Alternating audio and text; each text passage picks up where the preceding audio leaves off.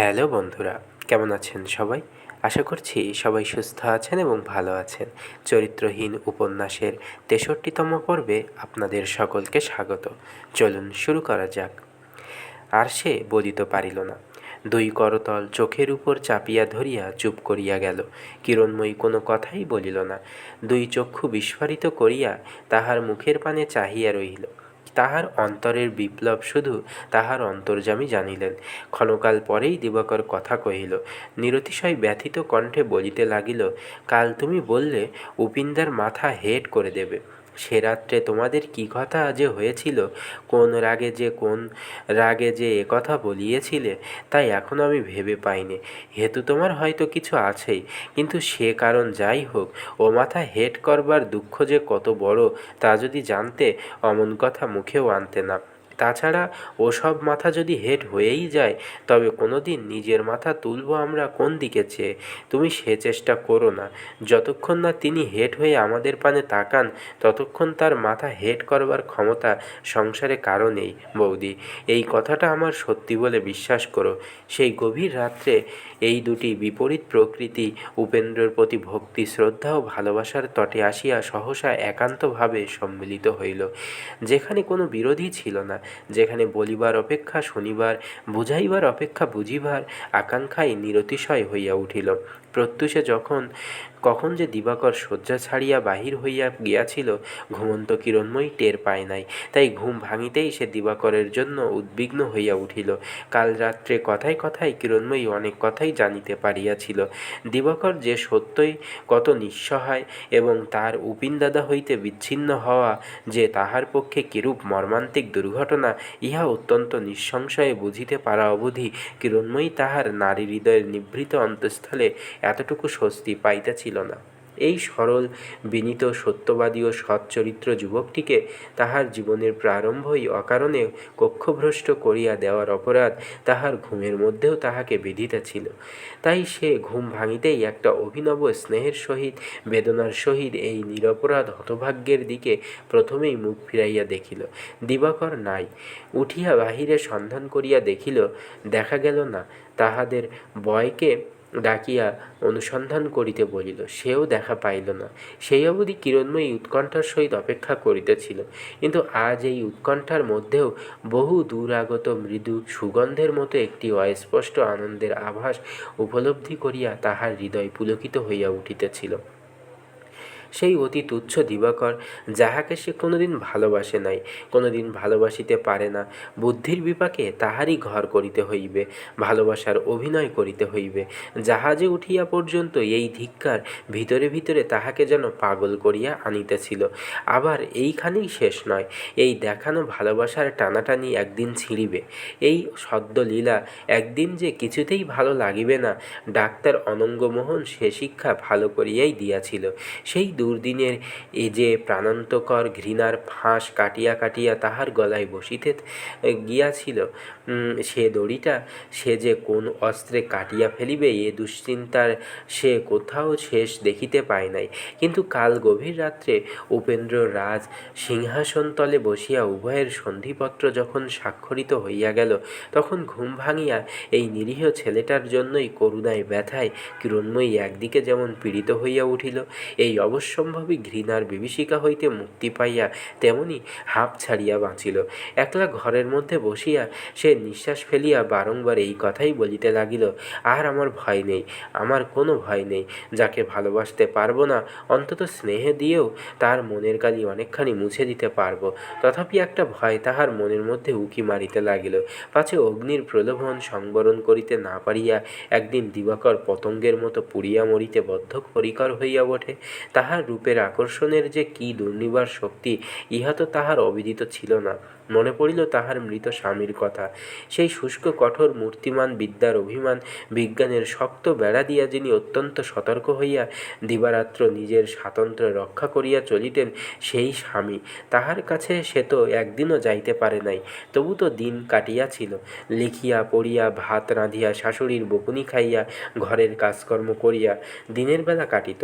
রাত্রে পরকালের বিরুদ্ধে, আত্মার বিরুদ্ধে লড়াই করিয়া, নালিশ করিয়া, গ্লানি করিয়া, ব্যঙ্গ করিয়া, ঘরে দেওয়ালগুলো পর্যন্ত দূষিত বিষাক্ত করিয়া দিয়া ক্লান্ত জর্জর হইয়া কোনো এক সময়ে ঘুমাইয়া পড়িত, আবার প্রভাত হইত, আবার রাত্রি আসিত। এমনি করিয়া মাসের পর মাস, বৎসরের পর বৎসর গড়াইয়া গিয়াছিল। বাড়িতে ভিক্ষা দাও মা বলিয়া ভিখারি প্রবেশ করে নাই, কেমন আছো বলিয়া প্রতিবেশী সংবাদ লয় নাই, একদিনের জন্য সূর্যের কিরণ আলো ফেলে নাই, এক মুহূর্তের জন্য আকাশের বায়ু পথ ভুলিয়া প্রবেশ করে নাই। তবু দীর্ঘ বৎসর গত হইয়াছিল, তাহার মা বাপের কথা মনে পড়ে না, শুধু মনে পড়ে বালিকা বয়সে কালনার কাছে একটা ক্ষুদ্র গ্রামের কোনো এক নিরানন্দ মাতুল সংসার হইতে বাহির হইয়া একদিন বধূসজ্জায় এই অন্ধকার বাড়িটাতে আসিয়া প্রবেশ করিয়াছিল। স্বামী ছোট ছাত্রীটির মতো তাহাকে গ্রহণ করিয়াছিলেন। সেই অবধি সেদিন পর্যন্ত গুরু শিষ্যার কঠোর সম্বন্ধ আর ঘোচে নাই। স্বামী একদিনের জন্যও আদর করেন নাই, ভালোবাসিতেন কি না একদিনের জন্যও সে কথা বলিবার যান নাই। বাংলা, সংস্কৃত ও ইংরেজি পাঠ দিতেন, পাঠ গ্রহণ করিতেন, পাঠ মুখস্থ করিতে না পারিলে তিরস্কার করিতেন, প্রহারও না করিতেন এমন নয়। রাগ অভিমানের পরিবর্তে কোনোদিন সাধেন নাই, কাঁদিতে কাঁদিতে ঘুমাইয়া পড়িলে কোনোদিন ঘুম ভাঙাইয়া খাইতে বলেন নাই। এই তো তাহার বধূজীবনের ইতিহাস। শাশুড়ির পরীক্ষা ছিল আরও কঠোর, সেখানে অতি ক্ষুদ্র ভুলভ্রান্তিরও ক্ষমা ছিল না। অঘোরময়ী তাহার রান্নাঘরের হাত বেড়ি খুন্তি হইতে পোড়াকাঠ পর্যন্ত সবগুলিরই চিহ্ন এই ছোট বধূটির দেহে অঙ্কিত করিয়া দিয়াছিলেন। একদিন কি একটা অপরাধের শাস্তি বিধান করিয়া তিনি বালিকার সমস্ত চুলগুলি কাটিয়া দিলেন। দুঃখে অভিমানে বধূ যখন রান্নাঘরের এক কোণে মুখ ঢাকিয়া ফুপিয়া ফুলিয়া কাঁদিতে লাগিল, তখন পিঠের উপর জ্বলন্ত কাঠের খোঁচা দিয়া অঘোরময়ী চুপ করিতে আদেশ করিলেন। সেই দগ্ধ ক্ষত আরোগ্য হইতে কিরণময়ীর 1 মাস লাগিয়াছিল। হঠাৎ যেন সেই ক্ষতটায় জ্বালা করিয়া উঠিল। কিরণময়ী মুহূর্তের জন্য চঞ্চল হইয়া আবার স্থির হইয়া বসিল। কবে যে সে কৈশোর ছাড়াইয়া যৌবনে পা দিয়া দিল, একথা সে মনে করিতে পারে নাই। সে কথা স্মরণ করিবার কোনো স্মৃতিই তাহার নাই। বোধ করি যা উষার মতো নিঃশব্দেই সে প্রভাতের উজ্জ্বল আলোকে ফুটিয়া উঠিয়াছিল, যৌবন অজ্ঞাতে নিরহংকারে দেহের কুল উপকূল যখন সৌন্দর্যে পরিপূর্ণ হইয়া উঠিতে লাগিল, তখন সে স্বামীর সহিত সূক্ষ্ম বিচার লইয়া ব্যস্ত হইয়া রহিল। কেন যে তাহার দৈহিক নির্যাতন শেষ হইল, কেন যে সে গৃহিণী কর্ত্রী হইয়া উঠিল, একথা সে একবারও ভাবিয়া দেখিবার অবসর পাইল না।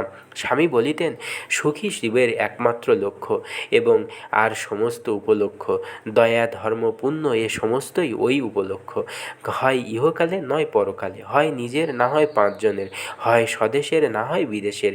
কি উপায়ে সে সুখের সমষ্টি বাড়াইয়া তুলিতে পারা যায়, ইহাই জীবের কর্ম, এবং জানিয়াই হোক না জানিয়াই হোক এই চেষ্টাতেই জীবের সমস্ত জীবন পরিপূর্ণ হইয়া থাকে, এবং এইটি একমাত্র তুলাদণ্ড, যাহাকে ফেলিয়া সমস্ত ভালো মন্দ ওজন করিয়া দিতে পারা যায়।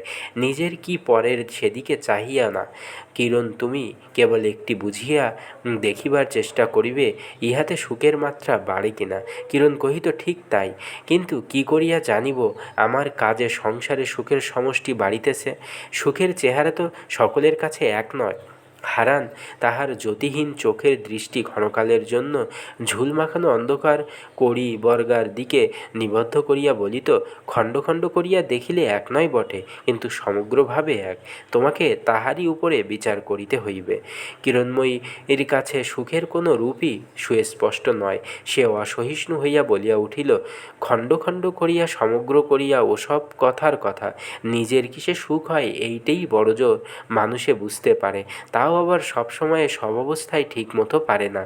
তাই ওই ওপারের জুট মিলের কাজীরা হয়তো মনে করে, যদি সম্ভব হয় কাশীর সমস্ত মন্দিরগুলো পর্যন্ত ভেঙে দিয়ে পাটের কল তৈরি করতে পারলেই মানুষের সুখের মাত্রা বাড়বে। কিন্তু সবাই কি তাই মনে করবে? সুখ জিনিসটি যে কি, যতক্ষণ না তুমি আমাকে বুঝিয়ে দিতে পারবে, ততক্ষণ আমি তোমার কোনো কথাই শুনব না বলিয়া কিরণময়ী যাইবার উপক্রম করিতেই হারান হাত ধরিয়া বলিতেন, একটু বসো। এত পড়াশোনার পরেও যদি তুমি এত অল্পেই রেগে ওঠো, তাহলে সমস্তই মিছে হয়ে যায়। দেখো কিরণ, আমি তোমাকে সত্যিই বলি, সুখ জিনিসটি যে কি আমি ঠিক জানি না। কোনো দেশে কেউ কখনো জেনেছিল কি না তাও আমার জানা নেই, ওটা বোধহয় জানাই যায় না। আমাদের দেশে বহু পূর্বেই 3 রকম দুঃখ নিবৃত্তির চেষ্টা হয়ে গেছে। ও 3টা বাদ দিয়ে যে জিনিসটি পাওয়া যায় তাই যে সুখ, তাও বলা যায় না। প্রত্যুত্তরে কিরণময়ী অত্যন্ত অসহিষ্ণু হইয়া বলিয়া উঠিত, কিছুই যখন বলা চলে না, তখন কারো সুখের কল্পনাকে পরিহাস করাও যেমন অসঙ্গত, সাধারণভাবে সংসারে সুখের পরিমাণ বাড়িয়ে তোলার চেষ্টাও তেমনি খ্যাপামি। ভালো মন্দ মেপে দেবার পূর্বেই তোমার তোলা দ্বন্দ্বটি নির্ভুল হওয়া চাই। সেটিই নির্ভুল করবে যে তুমি কোন আদর্শে আমি তাই তো ভেবে পাইনে। বন্ধুরা, আজ এই পর্যন্ত। পরবর্তী পর্ব আপনাদের জন্য আগামী দিন নিয়ে আসব। ততক্ষণ পর্যন্ত সবাই সুস্থ থাকবেন, ভালো থাকবেন। ধন্যবাদ সকলকে। শুভ সন্ধ্যা।